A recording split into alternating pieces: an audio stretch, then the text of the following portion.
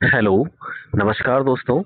मेरा नाम राहुल सागर है और स्वागत है आप सभी का आपके अपने YouTube channel study with Rahul Sagar में।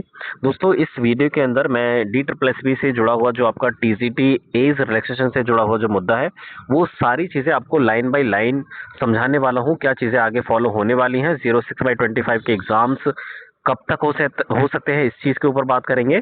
और साथ ही साथ एज रिलैक्सेशन के ऊपर भी बात करेंगे, मिलेगा या नहीं मिलेगा, इस चीज़ को लेकर के बात करेंगे। थोड़ा वीडियो लास्ट तक देखिएगा।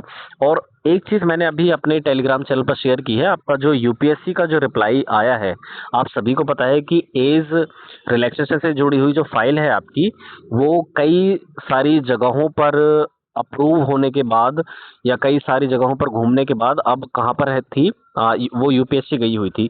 डीओई ने कहाँ पर भेजा भेजा था उसको, यूपीएससी के बाद भेजा था। अब यूपीएससी से कहाँ आ गई है, आपकी डीओपीटी फाइल आ गई है। ये सारा मुद्दा यूपीएससी ने क्या रिप्लाई दिया, डीओई ने क्या डिमांड रखी थी, वो सारी चीजें इस फाइल के अंदर आपको लाइन बाय लाइन आपको समझाऊंगा। क्या चीजें हैं अभी तक जो ऑथेंटिसिटी के साथ है, सारी की सारी इंफॉर्मेशन ऑथेंटिक मिलेगी। आप ये सारी चीज़ें ना आपको सबसे पहले टेलीग्राम चैनल पर शेयर कर दी जाती हैं, आप वहाँ से भी सारी इन्फॉर्मेशन ले सकते हैं। इस वीडियो के डिस्क्रिप्शन बॉक्स में आपको उस टेलीग्राम चैनल का लिंक मिल जाएगा। और आप ऐसी ही ऑथेंटिक अपडेट्स के लिए आप हमारे चैनल को भी सब्सक्राइब कर सकते हैं। ठीक है दोस्तों, तो इस वीडियो के अंदर हम साथ ही साथ ये भी बात करेंगे कि आपके 06/25 के एग्जाम्स को लेकर के क्या प्रोसेसिंग चल रही है। ठीक है दोस्तों, तो चलिए शुरू करते हैं। यहाँ पर जो आप फाइल देख पा रहे हैं, ये पूरी जो फाइल है, पहले आपको इस पूरी फाइल को दिखा देता हूँ। ये पूरी फाइल जो है वो यूपीएससी के पास क्या क्या चीज़ें भेजी गई थी, यानी कि डीओई से फाइल आपकी यूपीएससी गई थी और यूपीएससी से डीओपीटी गई थी। ये सारी चीज़ें मैं आपको अनऑफिशियली मैंने अपने टेलीग्राम चैनल पर शेयर कर दी थी। अगर आपको पता होगा, अगर आप मेरे सब्सक्राइबर हैं या आप टेलीग्राम चैनल पर आप मुझे फॉलो करते हैं, तो आपको पता होगा। ठीक है, तो ये जो आप सामने नोटिफिकेशन देख पा रहे हैं, ये नोटिफिकेशन है आपका या ये वो रिक्वेस्ट बोल सकते हैं, या ये वो रिक्वेस्ट नोटिस है जो डीओई ने यूपीएससी के पास भेजा था। वो सारी चीज़ें क्या थी, एज रिलैक्सेशन को लेकर के, वन टाइम का एज रिलैक्सेशन को लेकर के मांग की गई थी। एक छोटी सी शॉर्ट फॉर्म में अगर मैं बताऊं तो ये वही नोटिस है जिसमें ये डिमांड की गई थी डीओई से, कि यूपीएससी का एक तरीके से बोल सकते हैं सजेशन मांगा गया था कि क्या वन टाइम एज रिलैक्सेशन देना है या नहीं देना, उस तरीके का। यूपीएससी ने उसके ऊपर क्या रिप्लाई दिया है, उसका ये नोटिफिकेशन आपका सेकंड है। ये वाला नोटिफिकेशन जो है वो यूपीएससी की तरफ से क्या रिप्लाई आया है उस चीज़ को लेकर के है।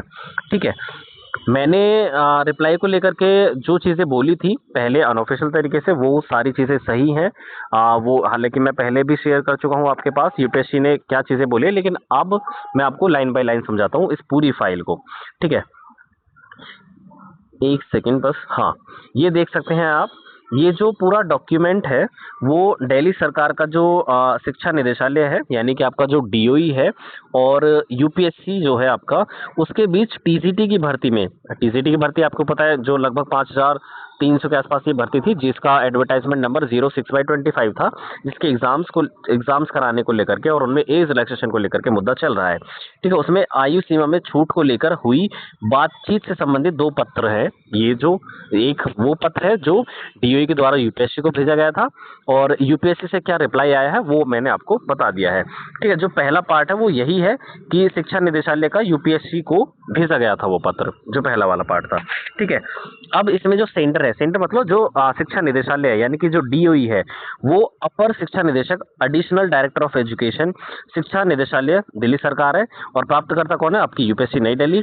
दिनांक यानी कि 9 जून 2026 को ये पत्र भेजा गया था डीओई से यूपीएससी को। ठीक है, विषय क्या था, विषय वही था कि 06/25 के तहत जो आपके टीजीटी के एग्जाम्स होने वाले हैं, उनके पद पर सीधी भर्ती के लिए अधिकतम आयु सीमा में एक छूट देने का प्रस्ताव था, यानी कि वन टाइम एज रिलैक्सेशन का प्रपोजल मांगा गया था।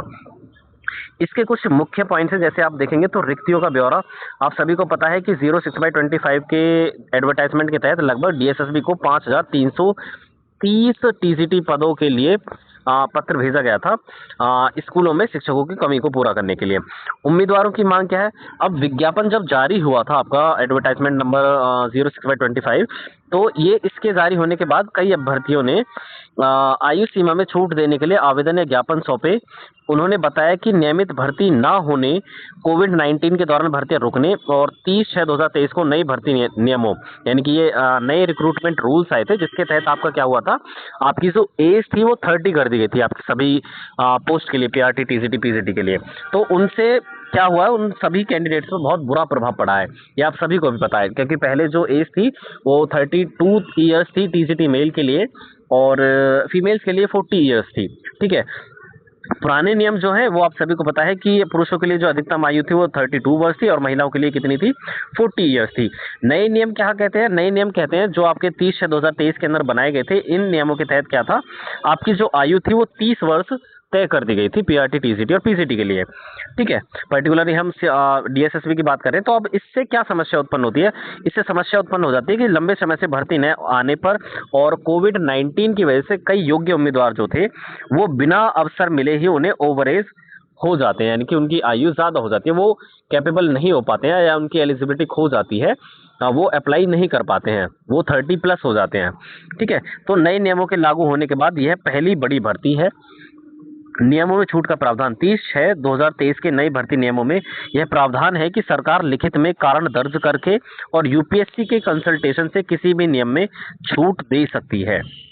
ठीक है, अब अच्छा ये क्या है, नियमों में छूट का ये प्रावधान भी है कि अगर कोई वैलिड रीजन है तो सरकार सरकार सारी सारी बात किस पर आ जाती है, डिपेंड हो जाती है किस पर, पॉलिटिकल लीडर्स पर। ठीक है, तो यहाँ पर ये चीज ध्यान रखने वाली है कि अगर सरकार ऐसा चाहे तो वो यूपीएससी के कंसल्टेशन से उन नियमों में छूट दे सकती है, यानी कि एज रिलैक्सेशन दे सकती है।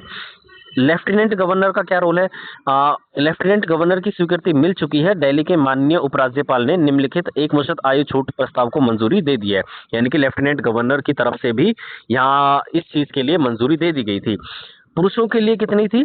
2 वर्ष की छूट देने की बात कही थी, और महिलाओं के लिए 10 ईयर्स की छूट की बात की गई थी, जिससे आपकी जो मेल के लिए कितनी ईयर्स हो जाती, 32 ईयर्स, और फीमेल के लिए आपकी 40 ईयर्स हो जाती।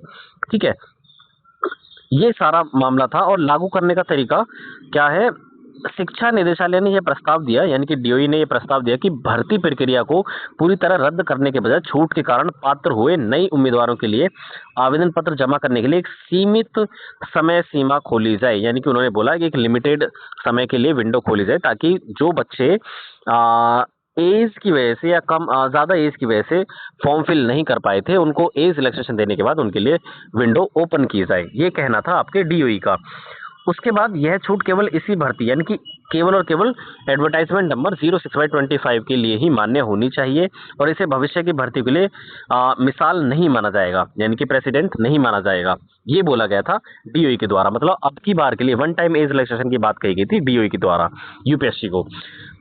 ये रिक्वेस्ट की गई थी यूपीएससी से, इस छूट प्रस्ताव पर अपनी सहमति या अनुमोदन देने की सिफारिश की गई थी डीओई के द्वारा। किससे? यूपीएससी से ये डिमांड की गई थी, या एक तरीके से हम बोल सकते हैं रिक्वेस्ट की गई थी कि क्या हो सकता है इसमें, वो अपना सुझाव दे।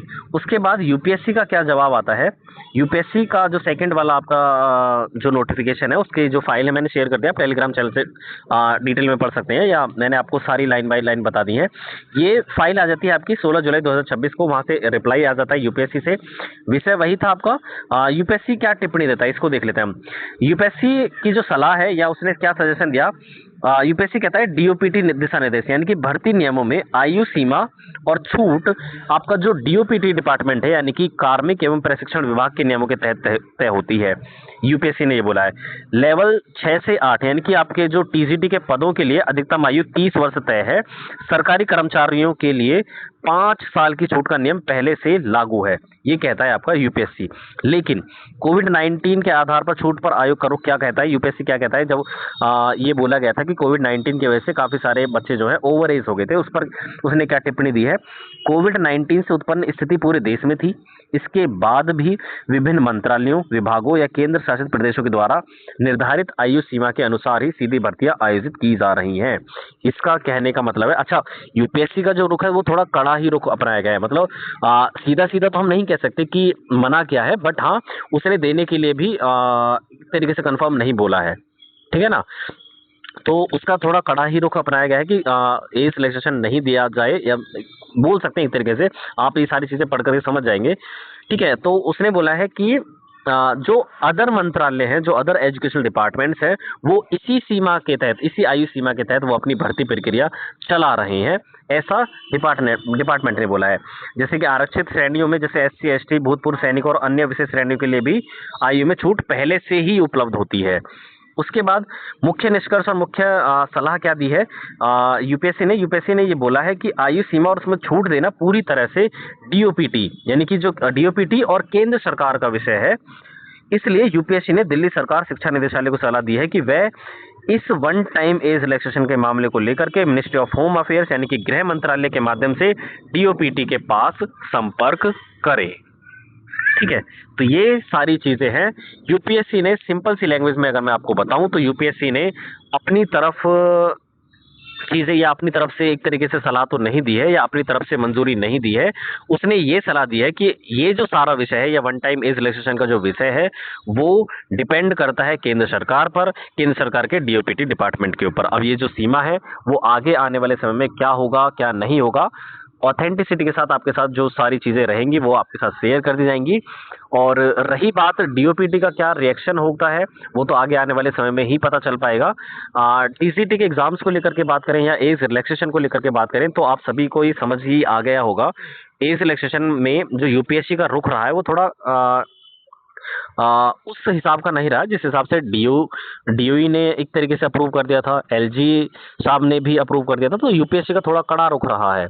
ठीक है, तो अब आगे देखते हैं वो डीओपीटी क्या निर्णय लेती है, आगे आने वाले समय में बता दिया जाएगा। बट आपका जो ये मुद्दा है वो थोड़ा अभी और खींचने वाला है, जब तक आपका डीओपीटी कुछ रिएक्ट ना कर दे या कुछ इस चीज पर डिसीजन ना ले दे।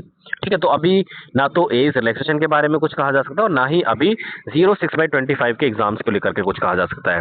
ठीक है दोस्तों, तो ये चीज याद रखिएगा। अगर कोई भी इंफॉर्मेशन आती है ऑफिशियली या अनऑफिशियली, आपको इस चैनल के माध्यम से आपके साथ शेयर कर दी जाएगी।